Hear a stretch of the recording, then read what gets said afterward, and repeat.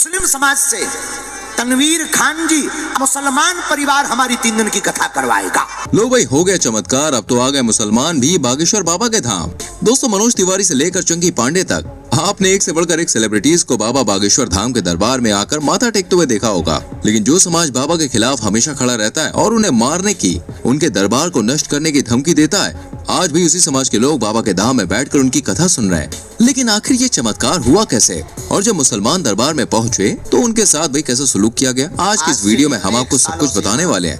बस हमारी वीडियो को एंड तक देखिएगा। धीरेन्द्र शास्त्री एक ऐसा शख्स जिसने मात्र 26 साल की उम्र में पूरे भारत को अपना कायल बना रखा है। जहाँ कहीं भी प्रवचन सुनाने जाते हैं, लोग भागे भागे चले आते हैं, जिसका सबसे बड़ा नमूना आपने बिहार में देखा होगा। बाबा बागेश्वर धाम सरकार का प्रवचन सुनने के लिए दोस्तों इतनी बड़ी संख्या में लोग आए कि जहाँ पर दरबार सजा था उसके 10 किलोमीटर तक सड़कें जाम पड़ गयी। लोगों के जाने की जगह भी नहीं मिल रही थी। लोगों की संख्या दरबार में इतनी ज्यादा हो गई थी कि बाबा को खुद हाथ जोड़कर लोगों से कहना पड़ा कि आप अपने घर में रहकर टीवी पर कार्यक्रम देखें, क्योंकि दरबार में इतने सारे लोगों को इकट्ठा करना नामुमकिन सा था। ऐसे में जाहिर सी बात है कि आजकल बड़े बड़े फिल्मी सितारों की फिल्में दोस्तों थिएटर में आती हैं और चली जाती हैं। लोग उन फिल्मों की तरफ झांकने भी नहीं चाहते हैं, लेकिन एक 26 साल का व्यक्ति सिर्फ कथा सुनाकर इतने सारे लोगों को इकट्ठा कर लेता है। ये सच में किसी चमत्कार से कम नहीं है। हालांकि बाबा बागेश्वर धाम की कथा और उनके चमत्कारों को लेकर कई सारे सवाल उठे, लोगों ने बहुत सी बातें भी कही। बाबा अपनी शक्तियों का दुरुपयोग करते हैं, लोगों को बहलाते हैं, फुसलाते हैं, उनसे झूठ बुलवाते हैं। लेकिन दोस्तों, जितनी बार लोगों ने बाबा के ऊपर उंगली उठाई है, उतनी ही बार बाबा बागेश्वर धाम ने उन्हें करारा जवाब दिया। सिर्फ भारत ही नहीं बल्कि विदेशों तक में जाकर दोस्तों बाबा बागेश्वर धाम लोगों को अपनी कथाओं और अपने अद्भुत चमत्कारों से अपना कायल बना देते हैं। जहां लोग दरबार में जाकर अपनी अर्जी लगाते हैं और जिस किसी की भी अर्जी लग जाती है, बाबा उसे स्टेज पर बुलाते हैं। लेकिन उसके स्टेज पर आने से पहले ही उसके सारे दुख तकलीफ एक कागज पर लिख देते हैं। और जब उस शख्स से पूछा जाता है तो वो कहता है कि हाँ, बाबा ने कागज में जो लिखा है मेरे मन में वही सवाल थे।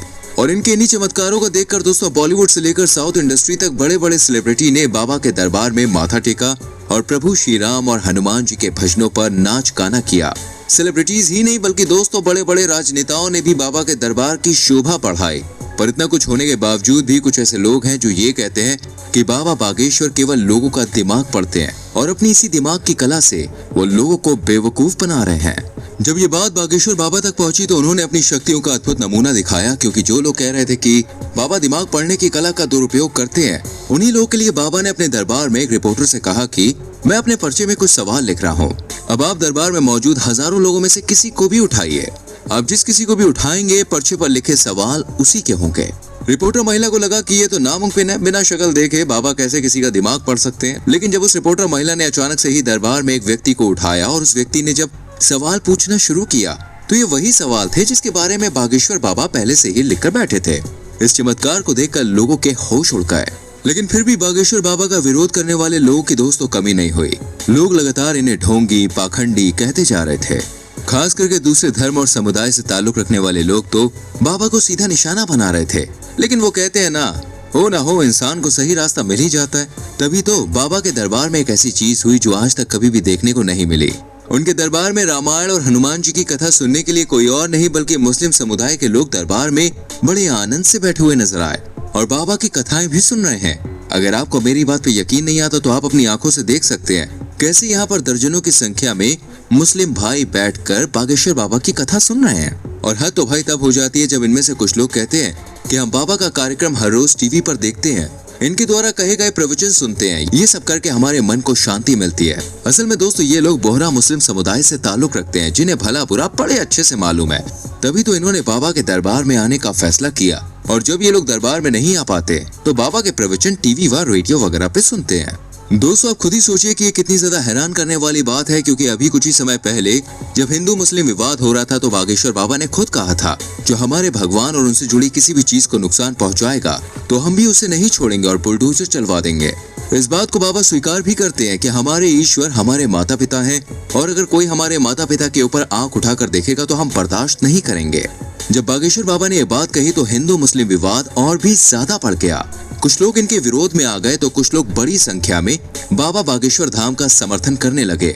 यहाँ तक कि जब बाबा बागेश्वर धाम बिहार गए थे तो लालू प्रसाद यादव के बेटे ने तो ये तक कह दिया था कि अगर धीरेन्द्र शास्त्री हमारे यहाँ आकर हिंदू मुस्लिम विवाद खड़ा करेंगे, दोनों धर्मों को आपस में लड़ाएंगे, तो हम उन्हें एयरपोर्ट से ही भगा देंगे। यानी कि बागेश्वर बाबा को बिहार न जाने की खुली धमकी मिली थी, सिर्फ और सिर्फ इसलिए क्योंकि वो हिंदू धर्म और उससे जुड़ी मान्यताओं पर सच्चा विश्वास रखते हैं। और ये चीज आजकल लोगों को भला कहाँ पसंद आती है। पर फिर भी इतनी रोकटोक करने के बावजूद न केवल बागेश्वर बाबा बिहार गए, बल्कि वहाँ पर इतना बड़ा कार्यक्रम किया कि पूरा देश हिल गया। किसी ने भी इतना बड़ा कार्यक्रम आज तक नहीं देखा था। और अब तो बाबा का क्रेज दोस्तों इतना ज्यादा सिर चढ़कर बोल रहा है कि दूसरे धर्मों के लोग भी बाबा की मोहित कर देने वाली वाणी में हनुमान जी और प्रभु श्री राम की कथाएं सुनने के लिए बेताब है। इसका जीता जागता उदाहरण आपकी आंखों के सामने है, क्योंकि किसी दूसरे धर्म से ताल्लुक रखते हुए भी हिंदू धर्म की मान्यताओं को अपनाना, उनसे जुड़े प्रवचन सुनना कोई छोटी बात नहीं होती है। पर अब यहाँ सवाल ये खड़ा होता है कि जब मुस्लिम समुदाय के लोग बाबा के दरबार में गए तो उनके साथ क्या क्या किया गया। फ्रेंड्स, सबसे पहले तो आपको बता दें कि बाबा के दरबार में सभी का पूरे दिल से स्वागत है। जो कोई भी मन से बाबा के प्रवचन सुनने के लिए तैयार है, बाबा उसे कभी भी दरबार में आने से मना नहीं करते हैं, उल्टा उनका स्वागत किया जाता है। और ऐसा ही कुछ इन मुस्लिम भाइयों के साथ भी किया गया। इन्हें बैठने के लिए अच्छी व्यवस्था दी गई, इनका पूरा ख्याल रखा गया। और बागेश्वर बाबा ने खुद दरबार में बैठे मुसलमान भाइयों को संबोधित करते हुए ये कहा कि दुनिया को लगता है कि हम आपके रिएक्शन में रहते हैं, लेकिन हम तो एक्शन में रहते हैं। हमें तो आपसे कोई गिला शिकवा नहीं है। हमारा तो मकसद ही देश में प्रभु श्री राम और हनुमान जी की भक्ति को फैलाना है, ताकि लोग ईश्वर से जुड़कर नेकी की तरफ आगे बढ़ सकें। धीरेन्द्र शास्त्री ने कहा कि अध जल गगरी छलकत जाए, यानी कि आधा ज्ञान हमेशा उबलता रहता है। इंसान को लगता है कि उसे सब कुछ पता हो गया है और इस तरह के लोग बहुत ही बुरे काम करते हैं, लेकिन जिन लोगों को पूरा ज्ञान हो जाता है वो सभी तरह के विचारों को अपने मन से हटाकर ईश्वर की भक्ति में लग जाते हैं। और बाबा का उद्देश्य भी यही कहना था कि जो लोग दूसरों का बुरा सोचते हैं, मन में छल कपट रखते हैं, ईर्ष्या करते हैं, वो कभी भी सुखी नहीं रहते हैं। उनका मन हमेशा विचलित रहता है। लेकिन जो लोग ईश्वर में अपना मन लगा लेते हैं, भगवान को अपना साथी समझ लेते हैं, उन्हें कभी कोई तकलीफ नहीं होती। और शायद बागेश्वर बाबा इस चीज का जीता जागता प्रमाण है, क्योंकि 9 साल की छोटी सी उम्र में जब बच्चों को भगवान शब्द का मतलब भी ठीक से नहीं मालूम होता, तभी से ये हनुमान जी की भक्ति में लीन हो गए थे और 12 साल की उम्र में अपने दादाजी के साथ कथाएं करनी शुरू कर दी थी।